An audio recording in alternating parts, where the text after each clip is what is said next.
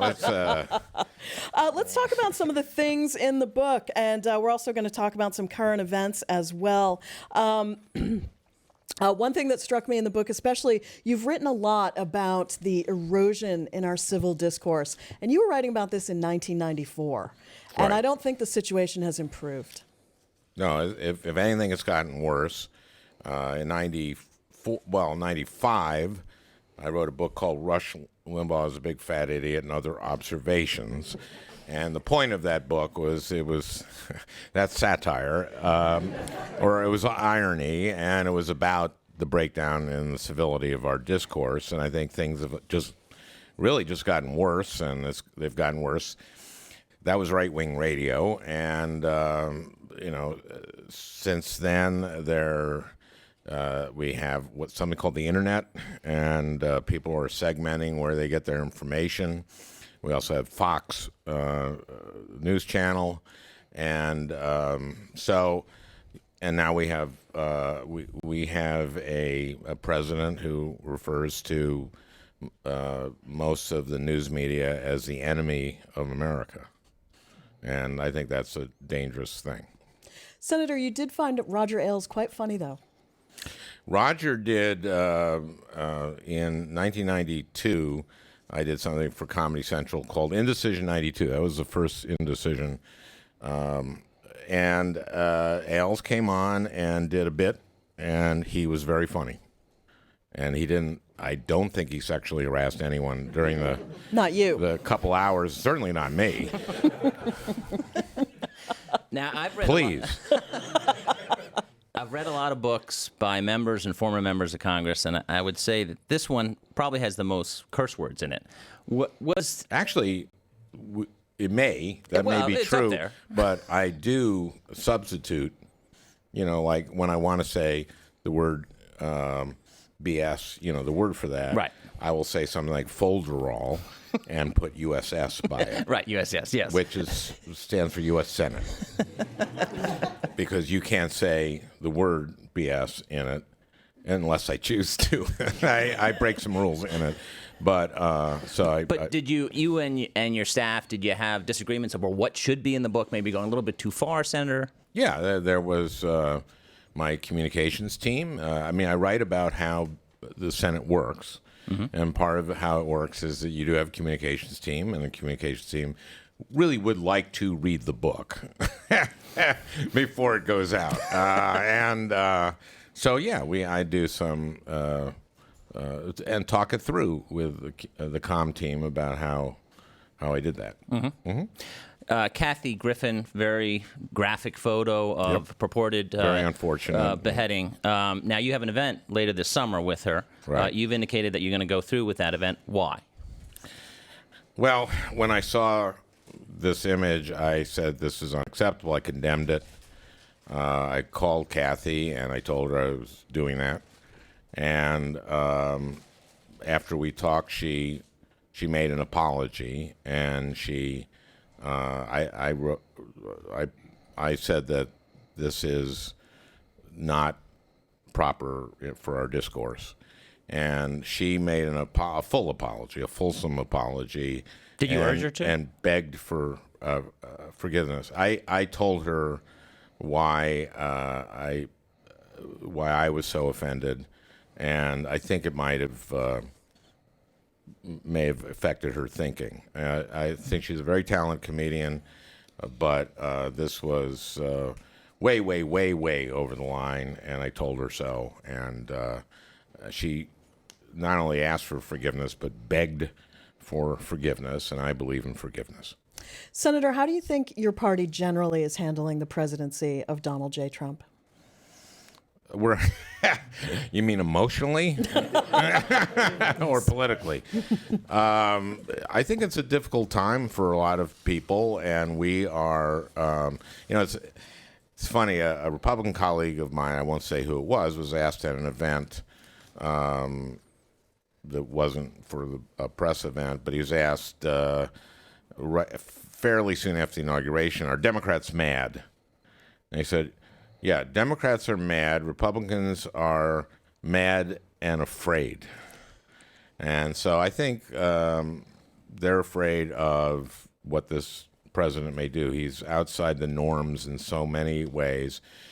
He's kept the support of his base, and I think Republicans, because of that, are wary of distancing themselves too much from him. I think that's too bad in many cases.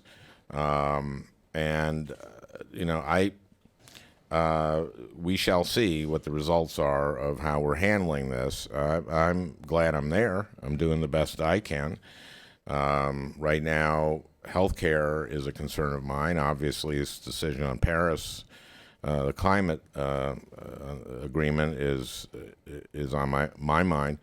But healthcare is something that I think we're seeing an undermining, a deliberate undermining of the Affordable Care Act, which has had its problems, but we need to address those, which are the exchanges and the spikes in premiums on the exchanges. And I have a comprehensive pharmaceutical bill to address the cost of pharmaceuticals. I'm co-chairman with Pat Roberts of Kansas of the Rural Health Caucus, and I go around to rural Minnesota all the time. People are really frightened by this House health care bill that passed and that they celebrated in the Rose Garden. This is $880 billion in cuts to Medicaid, and all of that money plus a little goes to rich people in terms of tax cuts. That's not what Trump ran on. He said he wouldn't cut Medicaid. So this is, and I wish that my colleagues would, obviously in the House they did not respond to, I think, what the public was saying. The first iteration of that health care plan had a 17% approval rating. That's the exact same number of Americans who say they have personally seen a ghost. Do you think the Republicans' reform effort is dead for this year? I'm sorry, say it again. Do you think the Republican reform effort is dead for this year? I mean, what's the Senate going to do? Oh, the health care reform? Yeah. I don't know. I wish they would work with us. I wish that we could do this the way we did it, have hearings and work on a bipartisan and make sure right away that we do everything to assure the insurance companies that we're not going to undercut the market, restore things like the risk corridors, and get more competition in the exchanges instead of scaring away insurance companies. And this is a terrible thing that they're doing, and I think it's deliberate to undercut the Affordable Care Act instead of addressing its weaknesses with policy that makes sense.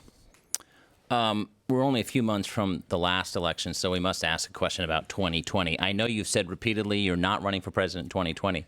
You're very complimentary of your colleague, Senator Klobuchar, who some people think will run for president. Would you support her if she runs?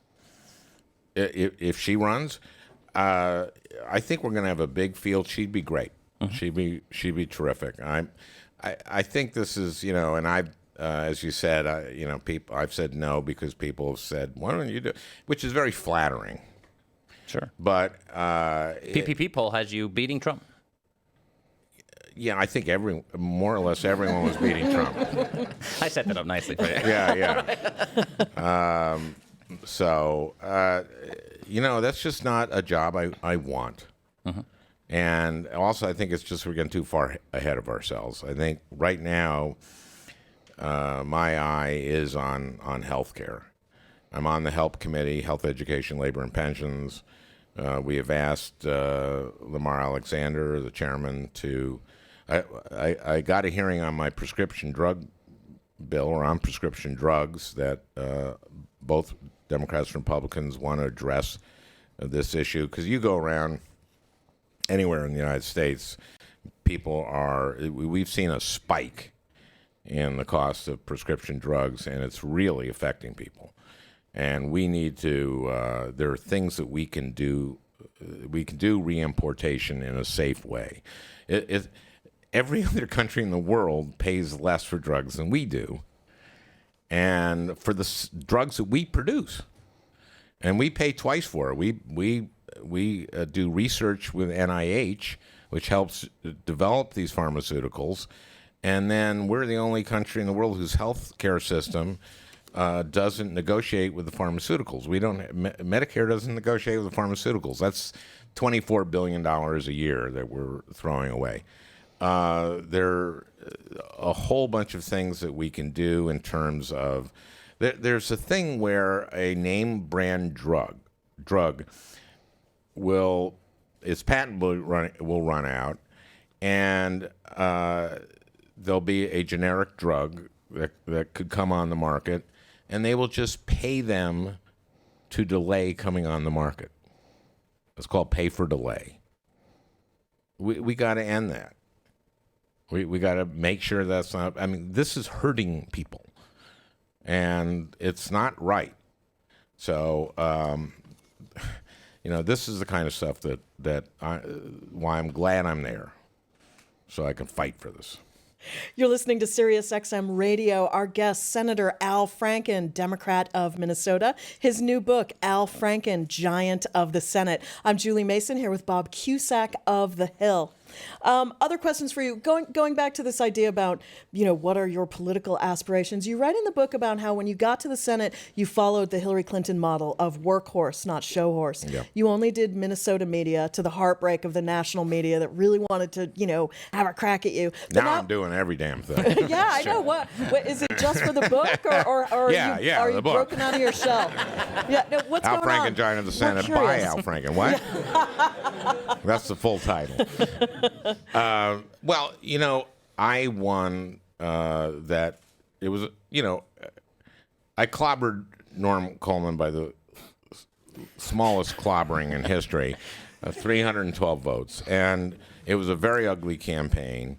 And a lot of the stuff I wrote was put through a $15 million machine called the Dehumorizer, which had Israeli technology that took out all the irony and context out of my jokes. And so Minnesotans weren't terribly excited when I finally got through that process to the Senate. And I wanted to prove to them that I was serious about working for Minnesotans.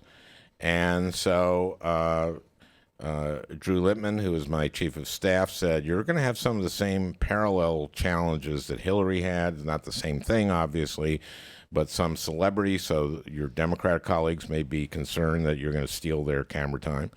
And that your Republican colleagues, you've used a lot of your talent, humor, to heap scorn and ridicule on them, so they may be wary of you. And so that's kind of parallel to Hillary. So let's go see Tamara Lozado, who is her chief of staff. And Tamara, I said, I want to be effective the way Hillary was effective in the Senate. And she said, be a workhorse, not a show horse. And so, nothing has changed, except that now I'm a workhorse with a sense of humor, or that is allowed to show that. I talk in the book about the challenges of not... someone who learned his whole career how to be funny, of having to learn how not to be funny, or how to be not funny, something like that. There's a way to say that would be funny, but I've lost it, clearly. In the book, and this part hasn't gotten the attention I think it deserves, is that you call Barack Obama a great president, but in that 2008 race, he didn't stop by, though you wanted him desperately. As you mentioned, he had to go to a recount, and you said the Obama campaign was extremely unhelpful, and at times it almost seemed like he was going out of his way to avoid me talking about President Obama. You seem pretty angry about that, but also Democrats on Capitol Hill long said during the Obama years, if Obama kind of schmoozed more, even with Democrats, I didn't care about him schmoozing. But just stopping by to help you. Or doing a fundraiser during my recount. The recount, I had to raise $13 million, and he had 68% approval rating early on, and he'd show up and he gets $2 million, and that would have saved me a lot of time, fundraising. Look. And then I was complaining a little bit that he pretty much had the election wrapped up in the last days. If he had just landed in Minnesota, he went to Iowa. He'd just kind of flown over to Rochester and appeared with me. Maybe I didn't have to go through the recount. But boy, after this election, the head of the ticket, their job is to win. Mm-hmm. And that really was crystallized to me this year. So I don't blame him for not coming to Minnesota. If to the extent that in any way I was, so much of my what I had done satirically had been put in cast in such a bad light that maybe he felt that wasn't helpful to him nationally. God bless him for winning. I think listeners, given recent events, might be surprised to learn in your book that your relationship with Jeff Sessions has been friendly/complicated. When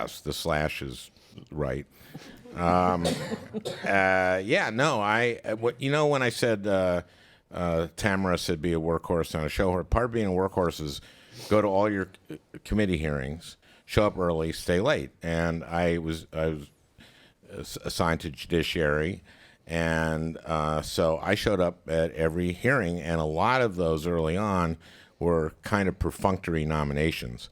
And so it would be just me, Pat Leahy, the chairman, and Jeff Sessions, the ranking member. And so he'd see me come early, ask good questions, and stay to the end. And he liked the cut of my jib, I guess. And then a few weeks in, Pat had to go to an appropriations meeting, I guess. And he asked me to chair. So, show up early. I'm in the chair very early with the gavel. Jeff comes in and goes, "Well, a meteoric rise." And I said, "And well-deserved." And he laughed, and anyone who laughs at my joke is my friend. And his wife knit a baby blanket for my first grandson, our first grandson, my wife and I. And it's hard to hate a guy whose wife does that. I disagree violently with Jeff's philosophies. I think he's doing a terrible job as Attorney General. I think you don't want to unfairly demonize someone whose wife knit a baby blanket for your grandson, but fortunately I was able to fairly demonize him during the hearings. And he ended up actually, when I was questioning him, he said something that wasn't true. He said that he had not that he had not met with any of the Russians, and it took him. It took until the Washington Post identified that he had met twice with Kislyak that he said okay. Did you know when you were questioning him that he was not telling the truth? No, of course not. I didn't know that. In fact, I didn't ask him that question. Right. I asked him basically, would you recuse yourself if it turned out that the members came in? And he pivoted from that to go into this thing. And people now credit me with Franken was obviously playing three-dimensional chess, and there's 4 moves ahead of everyone else. And by asking him a question that he would not answer and pivot to the thing that would, I'll take credit for that, but that's not what happened. Your relationship with Ted Cruz needs no slash. You have a whole chapter that's devoted to him. Right. And it's safe to say you're not fond of him. So when you cross each other in the hallways or on the Senate floor, is there a hello? Is there a nod? Is there? Do you call a man a sociopath? What's the relationship like? The reason I wrote that chapter is that he's an exception. And part of the reason is I observe protocol in the Senate and don't talk about any conversation you had in private that shows another member to look bad. I make the exception with Ted because he went on the floor and called Mitch McConnell a liar, which is a violation of all norms. And so, and I really, Ted is a toxic coworker. He's the guy who microwaves fish for lunch. You know what I mean? And to get anything done in the Senate, you have to be collegial. You have to get along with your colleagues, and you have to be honest. Your word has to be good. And I get into that with Ted a bit, enough, I think, to prove my point. And that's why he doesn't get stuff done in the Senate. I think his biggest accomplishment was getting the government shut down, something that didn't do anybody any good. I'm Julie Mason. You're listening to SiriusXM Radio. My co-host here for the day, Bob Cusack from the Hill. Our guest, Senator Al Franken. His new book is called Al Franken, Giant of the Senate. It's available now. By Al Franken. Buy it. By Al Franken. It's a terrific read. He appears to have written it himself. Yeah. Yeah. I appear to. Let me just say another thing about the Cruz chapter is that, you know, my point is that you need to work with other people, and that's what I do. I work across party lines. Pat Roberts and I bonded on, we're both big Jack Benny fans. And, you know, we're co-chairs of the Rural Health Caucus, and we work on health care issues together. Orrin Hatch, for goodness sakes, I wrote a country song with him. And we worked on a piece of legislation to recruit and train principals for high-risk schools. I work very closely with my Republican colleagues and try to get stuff done. That's why I'm a senator. Paul Wellstone said that politics isn't about winning. It isn't about money.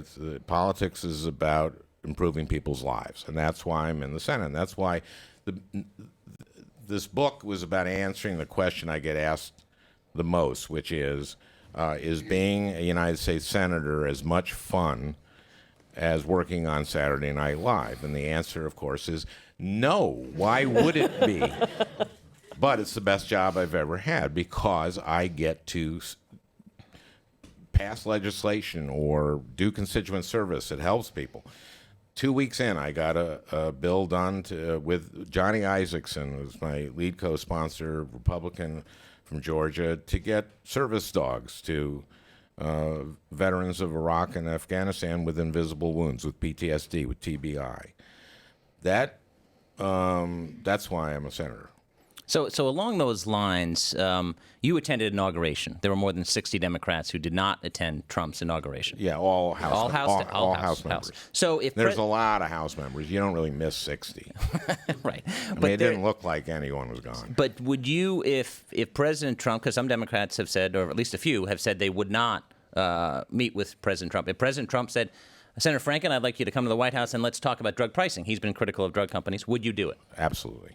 Without a second thought? No second thought. Anywhere we can find common ground, I'd be very happy to work with him. Mm-hmm. Okay. All right, we have a terrific audience here, and a bunch of you have submitted questions for the senator. We want to turn to those now. I want to answer those. Yeah, no, Yeah. Pivot. Yes. I talk about Rich pivot. Stone, where are you? Right here. All right. Hey, Senator. I have two questions for you.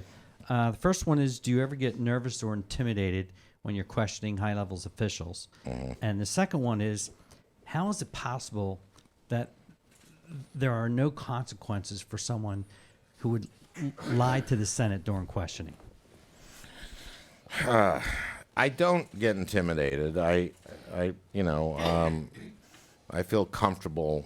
I've thought through my questioning, so I'm usually on pretty firm ground when I ask questioning. I write in the book actually that hearings are one of the few places when I couldn't be funny, I could at least get my id out. You know, I mean, I used to write books like Lies and Lying Liars Who Tell Them, and Rush Limbaugh's Big Fat Idiot and Other Observations, and those were books which, in retrospect, is kind of adorable that I could make a living writing books about catching people in lies. And now, look what we have. So I enjoy preparing for hearings, so I come very prepared. And I usually feel very much that if I'm at all confrontational, which I was with Sessions, I feel like I'm on very firm ground. The Attorney General did misspeak him. I don't know what he did. He said stuff that was not true, and I didn't feel that his explanation was satisfactory at all. And I asked the chairman that we bring him back for a hearing to have him explain it, and the chairman wouldn't do that. They're in the majority. Elections have consequences. Great. Next question, Richard Robbins. Senator Franken, when you look at a political map of the U.S., which incidentally you're very skilled at drawing, but we're on radio, you'll note that it's nearly all red except for a few urban areas, mostly near the coasts. Why have the Democrats been so ineffective at developing messaging, especially about the economy and the role of government, that resonates with more Americans? Well, there are blue areas that aren't near the coast. They're near rivers. There's and lakes. I write about our messaging, and part of the problem with Democratic messaging is our bumper stickers always end with "continued on next bumper sticker." We tend to think in policy detail. When I was running for the Senate, having not held political office, I felt that I needed to prove to people that I knew public policy, and so I had done a radio show for 3 years, and in that time I did a radio show that was not the mirror image of Rush Limbaugh, but the opposite. We had people like Elizabeth Warren, Atul Gawande, all these people, and I felt that it was an obligation for us for me to communicate that I understood how healthcare works, how education works, how our economy works, had ideas for workforce training to meet the skills gap, had new Minnesota's economy, and had plans to build jobs and do policy that would make the middle class stronger. Because I write in this book why I'm a Democrat, and why I'm a Democrat is because I grew up.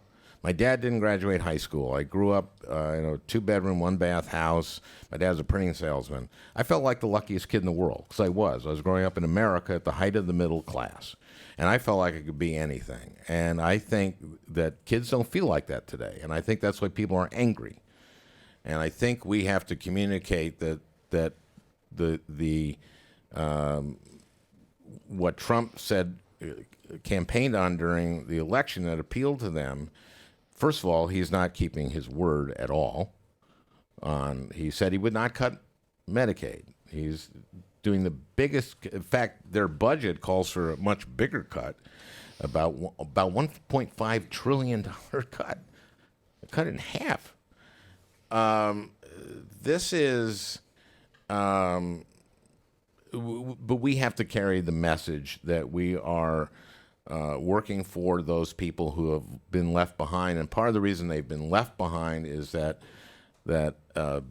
big corporations, large corporations, have captured, in no small part, the government, and captured elections, and all this dark money that coming from the Koch brothers and others like that.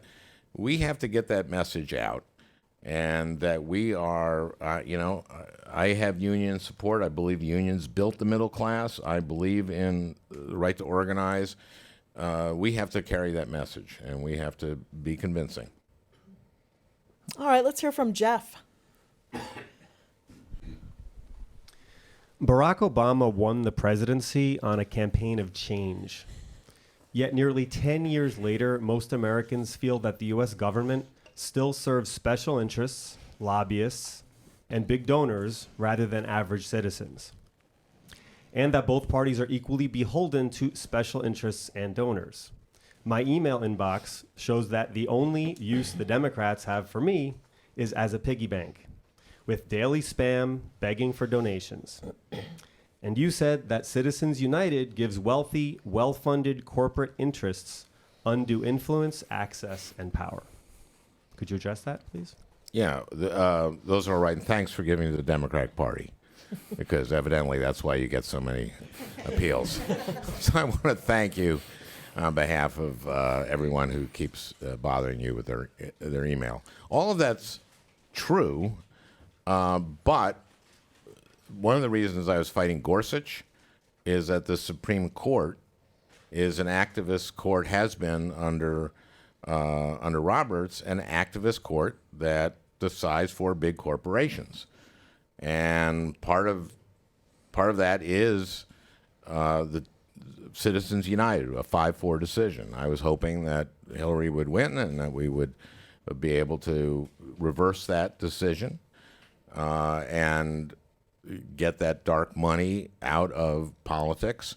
The Supreme Court, Kennedy wrote the majority opinion and said that there doesn't even have the appearance of corruption in this. That's ridiculous. And he also said that we would disclose all the money, and that hasn't happened because the Republicans voted that down. I don't think the parties are equally to blame at all. I believe that Democrats do fight for people who are on the margins, and I think there are some people that Trump appealed to who don't like people on the margins, and I think that we have a vision for an economy that works for all Americans, so that we have a strong middle class, and that includes making sure that we have early childhood education and that kids graduate from high school. That's why I with Lisa Murkowski of Alaska, am for 21st Century Learning Centers, which keeps schools in high-need areas open after school until 6 o'clock. And we've seen that graduation rates go up, and markedly so when that happens. Because the number one determinant of whether a kid graduates from high school, and graduating from high school is so important in having a middle-class life or aspiring to that and getting there. The number one determinant of whether a kid stays in school is whether they're engaged in something in the school. And very often it's a sport, or it's drama, or it is music, or it's just staying after school and working, studying on an IB, International Baccalaureate, or AP class, or doing something like working on cars, or any of these things that create a career pathway. I work in a bipartisan way to do that, but that's what we have to be talking about. But this, there's regulatory capture, and what you're seeing now, for example, in the EPA, is they're getting rid of the science advisory boards and getting industry-friendly scientists, literally anti-science. When they deregulate, they don't want factories to have to report injuries. We want to keep people safe. We want to keep our water clean. We want to help our schools be able to produce people for our 21st century economy in science and technology and engineering and math. That's what we want to do as Democrats. And as I said, our message is, on our bumper sticker, it says continued on next bumper sticker, and I'm a perfect example of that right now. So I'll shut up. Before we get to the next question, I want to ask you a court question. Republicans are thinking about changing the blue slip power, and this is the power of home state senators to have an active discussion and possibly block some of the president's judicial nominees. Do you think Republicans would have the votes to change that power and to change the rules of the Senate? I hope not. Chuck Grassley has used the blue slip before. He's and you get along with him pretty well. I get along with Chuck great. Mm-hmm. Chuck was one of the first Republicans I met. After I got sworn in, I went back on the subway, and which is kind of like a Disneyland subway, back to the Hart Building, and he was sitting right across from me. He said, "Oh, well, you look just like you look on TV." And I said, "Well, there's a reason for that." And I said, but you know, people say that I look shorter than I seem on TV. And he goes, "Oh, yeah, well, guess what they say about me?" And I said, "That you're taller than you seem on TV." He goes, "Yeah, how'd you know that?" And I said, "Because you're taller than you look on TV." He said, "Well, guess what else they say about me?" I said, "That you're friendlier than you seem on TV." He went, "Yeah, how'd you know that?" And I said, "Well, because you're friendlier than you seem on TV. You know, it wouldn't hurt during a TV interview to smile every once in a while." And he said, "Well, usually what I'm talking about is pretty serious." And I said, "Well, you could smile at the beginning and then talk about the serious stuff and then smile at the end." "Oh, that's a good idea." So, Chuck is a very good friend, and he has actually co-sponsored more of my legislation than any other Republican. And he's the chairman of our committee, and I don't think he will be for getting rid of the blue slip. Okay. I hope not. Next question is from Scott. Al, why don't the Democrats reposition themselves as the party of the average grassroots Americans trying to rebuild the American dream and ban accepting donations from corporations, super PACs, big donors, and lobbyists? Doing so would make me and many other small donors much more likely to donate. I understand that reasoning. It's just you're basically asking us to unilaterally disarm. And that's what it is. It's like saying, like, okay, we have all these campaign finance rules that allow wealthy people to influence this, but you Democrats, to prove that you're not in their pocket, can't take their money.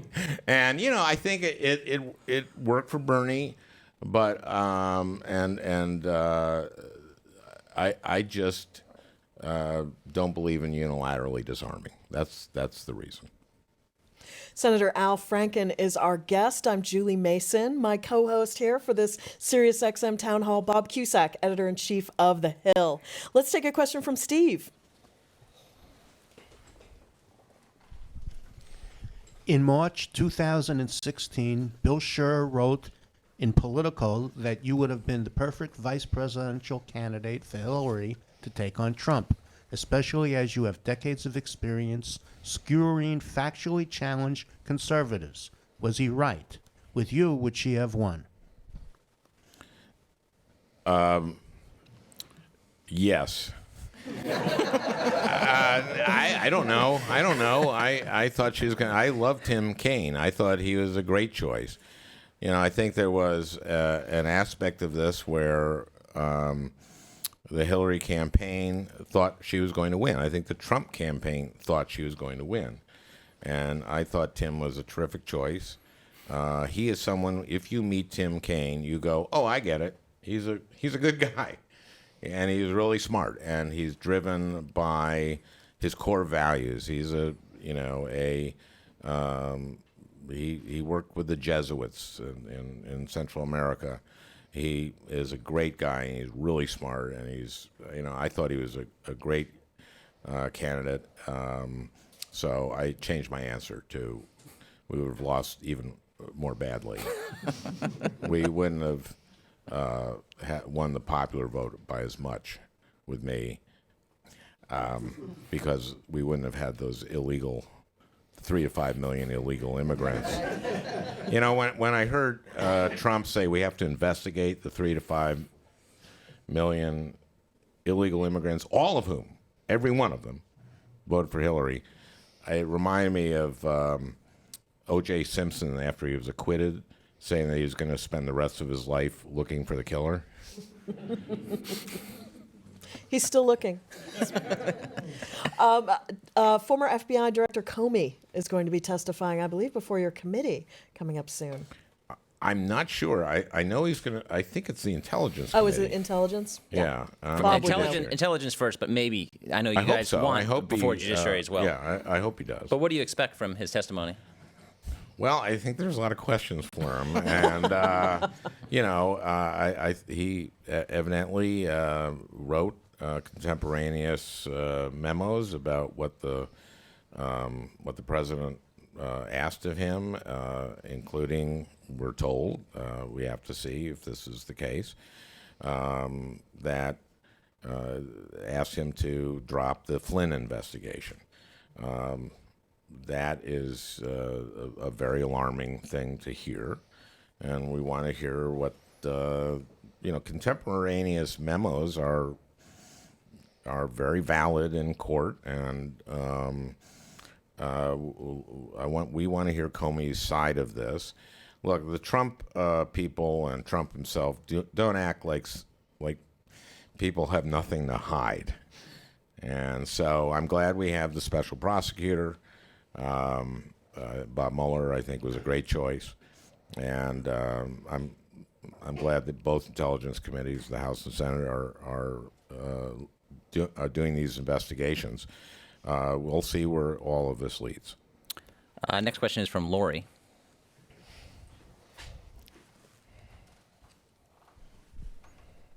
Hi, Senator. Hi, Lori. Since bringing back GlassSteagall was in both the Democratic and Republican platforms, why don't the Democratic senators and representatives explain this legislation to the American people and stand up every day in Congress to note that this is something both parties can agree on, and ask that Senator Warren's bill on the matter be passed? Well, I think we've explained GlassSteagall a number of times, and it was basically... Secretary Mnuchin understands. Mnuchin doesn't understand it? Is that what you said? Yeah, that's right. Okay, well, oh man, I did not vote for Secretary Mnuchin, and that was not the reason. There are other reasons too. Yeah, I've been a co-sponsor of that, and I think we should get rid of GlassSteagall, and that basically said that banks that you put your money into can't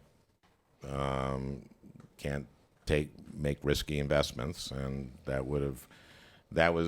got rid of it in 98, 99, and I think that was part of what led up to. That was obviously part of what led up to the meltdown that created this Great Recession. So, one of the things of getting back in power, Republicans control the House, Senate, and the White House. If you look at midterms, 2010, Republicans won the House. 2014, they won the Senate. What's the key for 2018 to get the vote out and also drive home a message that's not just anti-Trump? Well, I talk about this in my book about a parallel to 2005 when we found ourselves after the Bush winning a narrow race and Karl Rove saying we were going to build a permanent majority, and we organized, certain institutions came into place. Air America Radio, I like to think, had something to do with this. We had Media Matters was answering and exposing what the right were talking about. They were talking about lies. We had CAP, a think tank, Center for American Progress, and we beat back things like Social Security privatization. And we mobilized people, and people were active. And I think people look at the march on the Women's March on Washington. Look at that, and I think that Sean Spicer was wrong. I think there were more people at that march than at the inauguration, and people going to town hall meetings. Those are important. Also joining activist groups, advocacy groups. If you care about climate, join it. Be an activist in that. If you care about mental health, be an advocate. If you care about clean water, be an advocate. If you care about your kids' education, be an advocate. And you'll be surprised how much effect those advocates have on senators. And, so you be a foot soldier, and pretty soon you'll be an officer, and you'll be coming to Washington, and you'll be lobbying. But we need people to be activated. That's how we win. All right, let's hear from Stanley. Question? Yes. Yes.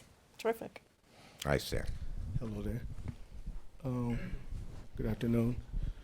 With the Senate Majority Leader staying on strip with the election of President Obama, and now he's doing the same with President Trump, how is the Democratic Party on strip to defeat the GOP? How are you on script to defeat them? how are we going to script it? Yes. Well, I Are think. you on script to defeat them as Mr. Connell is on script since the election of?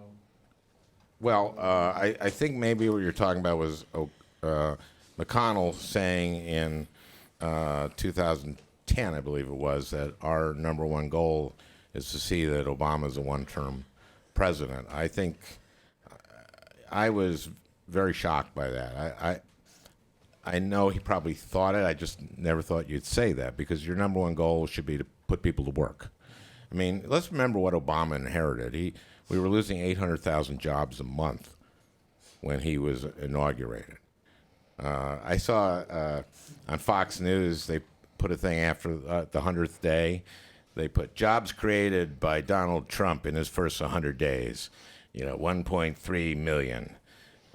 Jobs created by Barack Obama in his first 100 days, negative 1.5 million. And you go, oh man, that forgets, we forget what Barack Obama inherited. We've been talking about nothing but sort of messaging and how we're going to approach this. So I don't want to repeat myself, but I'm actually looking forward to getting back there and trying to get Republican colleagues to talk to us about health care so we can address that, because that's what my constituents care about. My constituents they're not on the edge of their seat about politics every day. They're probably not many of them listening to this, but they care about their health care, their kids' health care, their parents' health care. That's what they care about. In a rural health tour, I had a round table in Perm, Minnesota, and a woman was crying because she knew that under this current bill that her mom would lose her home health care. And that... As far as jobs, job bills on infrastructure. Oh, yeah, we need to have infrastructure, too. I know this is radio, and it's all about microphones, so you're off mic now, but Stanley talked about the importance of jobs. People care about jobs. They care about health care. They care about their kids' future. They want their kids to do better than they do, and they haven't been doing better, by and large, for 40 years, and that's what people want to hear. You mentioned your constituents, and people forget that Donald Trump nearly won Minnesota's within a couple points. So a lot of people who voted probably for you and Trump. There are over a lot years. of Franken Trump voters. Yeah, which is astounding. It's not funny. It's a fact, and it's not funny. Those are very smart people. What are those constituents saying now? Because a lot of the Trump base, according to polls, sticking by him. Yep. Are they sticking by him in Minnesota? I think there's some attrition there, but I think there are people. And again, I think there is a sorting in America, and I think there are people sticking by Trump because they're getting their information. I mean, the nice thing about your show is that it's bipartisan, it's nonpartisan, and that's, I think, important that we have shows like this where you can hear. I mean, today you have me, but you have Republicans on, and people judge for themselves what they're hearing. But I do think that people do self-sort, and we're responding to the Trump message. But I think I will point out when I run, and I'll point out in 2018 when I'm campaigning across Minnesota for our DFL, that's the Democratic Farmer Labor, for our candidates, that this guy did not deliver on what he promised. Finally, I think a lot of people are wondering in this hopelessly divided Congress if you're still doing this Senate Secret Santa. Is that still happening? Yes, this is one of the very many bipartisan efforts I've had. We have a Secret Santa. I did this in grade school in St. Louis Park.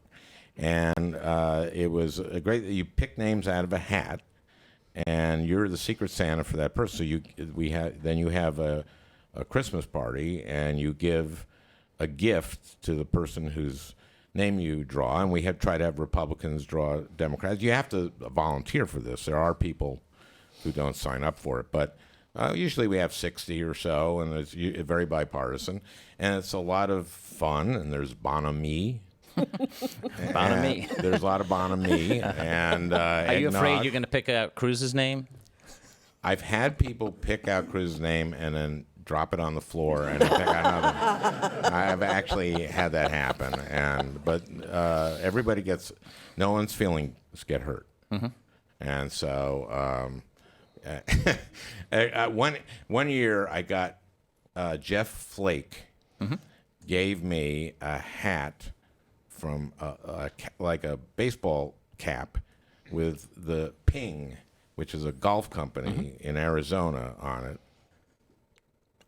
for my Secret Santa present. And I remember going to Tim Kaine and saying, like, this is the worst present.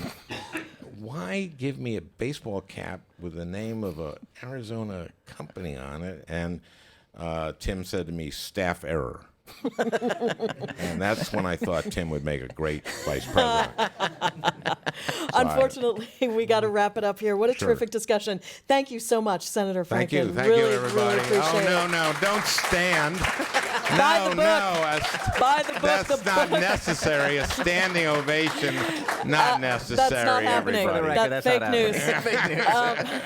The book, it's out now. Al Franken, Giant of the Senate, by Al Franken. I'm Julie Mason. Many thanks to my co-host, Bob Cusack. Thanks to this terrific audience and SiriusXM. Thank you, guys. Thank you.